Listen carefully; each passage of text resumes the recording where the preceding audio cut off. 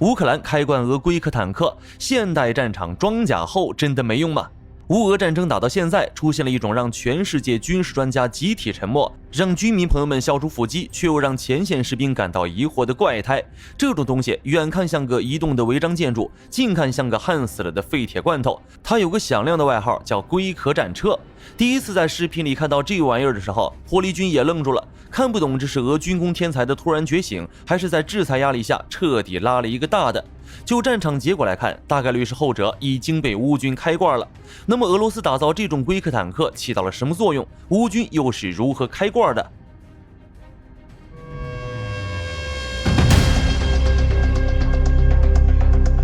在聊之前，我们要先明白一个道理，没有人会无缘无故的把自己的坦克焊成一个连炮塔都转不动、视野几乎为零的铁疙瘩，除非他真的没招了。说到底，这玩意儿不是俄罗斯国防部大楼里那些西装革履的官僚们设计的，也不是什么红宝石设计局的黑科技，它是前线那些被 FPV 无人机折磨疯了的士兵用电焊机钢筋和从废墟里捡来的铁皮手搓出来的产物。它的雏形最早出现在俄军第5摩托化步兵旅。俄军士兵发现，传统的坦克装甲在面对几百美元一架的无人机时，就像是纸糊的一样，不管你是什么复合装甲，还是挂了一身的爆炸反应装甲，只要无人机精准地往你炮塔做圈，或者发动机格栅上一撞，整辆坦克立马就得报废。俄罗斯的坦克本来就不够用，俄军前线士兵用的大多是苏联时代的养老金选手，也就是 T62、T72， 偶尔有点阔气的会用 T80。为了保护坦克，俄罗斯开始了骚操作，抛弃了所有现代坦克的审美和教条，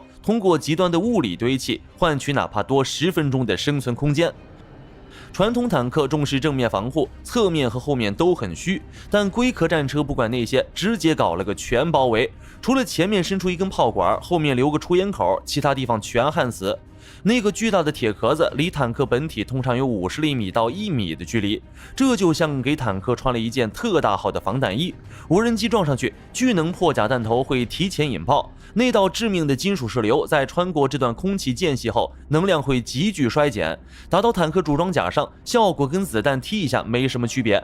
在这些龟壳的顶端，通常还会绑上一大捆像狼牙棒一样的电子干扰天线，意图很明显，物理防不住，我就靠电磁干扰，电磁要是被突破了，我还有最后一层厚铁皮。而且这些老坦克的特点就是皮实、好修、库存多，最关键的是他们的炮塔观瞄系统本来就一般，就算焊死了铁壳子，成员心理压力也没那么大。不过俄罗斯也没想到乌克兰的开罐技术那么强，即使都包成粽子了还是被炸，乌军这是如何做到的？在早期，这种龟壳战车的确表现出了一定的生存能力。曾有记录显示，一辆改装过的 T72B 在克里斯诺霍利夫卡的进攻中，在承受了多次攻击后，仍能完成任务并返回。不过，面对这些铁王八，乌军的战术演化速度快得让火力军都感到害怕。既然单一的 FPV 撞击很难破防，那就大家一起上。现在乌克兰的无人机飞手练就了一身绣花的功夫，第一架无人机不求杀伤，像个拆迁兵，专门撞击龟壳的一个支架或者焊接点，爆炸过后，原本严实的铁壳子就会出现一个物理缺口。紧接着第2架、第3架无人机顺着那个只有几十厘米宽的缺口，一头钻进坦克内部，切开铁王八最软的肚子。在当前的 FPV 序列中，还有专门设计的串联成型装药战斗部，前级装药用于破坏格栅，主装药则负责击穿主装甲。车体底盘与侧裙板下方的空隙也是防御薄弱点。有战术建议甚至提出，将无人机降落在坦克前方，利用磁性触发或定时引信，让由于视野受限而无法察觉的龟壳战车直接碾压，从装甲最薄弱的底盘处实施攻击。除了这些，乌克兰还祭出了一个更狠的招数，无人机不带炸药，带的是铝热剂。它在飞过龟壳战车头顶时，会喷洒出超过2000摄氏度的高温熔融金属，你外壳再厚，也怕这种火烧连环船。铝热剂能瞬间烧穿铁皮，烧坏顶部的电子干扰器。如果高温金属顺着散热格栅流进发动机舱，这辆坦克立马就会变成一个巨大的冒烟的金属棺材。火力军看过不少战场实录，有些乌克兰飞手甚至能操纵无人机从坦克火炮身管与外壳之间的那点缝隙里钻进去。这种百万军中取上将首级的微操，让龟壳战车的物理防御显得有些滑稽。至于俄军龟壳坦克的作用，火力军还是那句话，有但不多。在某些特定的进攻任务中，龟壳战车护送着步兵冲上了阵地，但这并不代表它是一种成功的武器。事实上，它的代价也很大，让坦克丧失了自己的本职工作。坦克最重要的不是甲后，而是先发现敌人。但是在龟壳战车里，车长和炮手基本就是睁眼瞎。封闭的金属壳挡住了大部分的光学瞄准镜和潜望镜，车内成员失去了对周边360度的感知，他们只能看到前方那窄窄的一条缝。这种感觉就像你蒙着眼睛在布满地雷的操场上赛跑，如果没有天上友军无人机的语音导航，龟壳战车在战场上就是个乱撞的苍蝇，一旦侧翼出现敌人，车里的人到死都不知道是怎么回事。最难顶的还是机械性能的彻底崩溃。这些 T62、T72 已经是几十岁的高龄了，原本的发动机和悬挂系统就已经在勉强支撑，现在士兵们又在他们身上焊了3到5吨重的废铁，动力系统长期超负荷运转，很多龟壳战车还没开到发起线，变速箱就冒烟了，或者履带直接断裂，即使跑起来速度也很慢。在全透明的战场上，慢就意味着死亡，这些铁王八就是炮兵和反坦克导弹的活靶子。除此之外，一旦龟壳被大口径炮弹，比如155毫米炮弹击中，外壳的铁架子和钢板会产生大量的2次碎片，这些碎片不仅会杀伤旁边的步兵，还可能卡住坦克的转动结构，而且如果车辆起火，那个焊得死死的壳子也会变成成员逃生的障碍。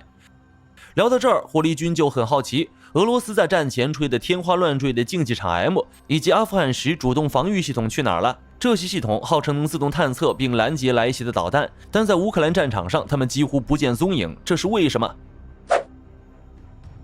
在当今这种全透明的战场上，无人机已成为主要的反装甲平台。FPV 无人机负责精确摧毁， RS-2 无人机负责实时监控，而大型载荷无人机则充当夜间轰炸机。坦克已经被迫远离前线作战，更多时候充当装甲移动炮台，进行间接火力支援，或仅作为高价值的破障车，如龟壳战车，在特定突破口进行单程自杀式攻击。现在的坦克在某种程度上已经沦为了单程消耗品，并且由于装甲目标过于显眼，双方都开始倾向于使用小规模步兵单位进行渗透攻击，甚至使用摩托车、全地形车甚至马匹来降低热信号和噪音，试图躲避天空中的狙击手。就以上这些情况来看，只要防不住无人机，你就没资格下场玩。所以全世界的军事强国都在观察着这场龟壳进化论。乌克兰自然也是如此，不过并未采取俄式那种封闭且牺牲视野的极端方案，而是一种轻量化的网状屏幕，可以手动开启或折叠，既保证了无人机防御，又维持了车组的视野和逃生能力。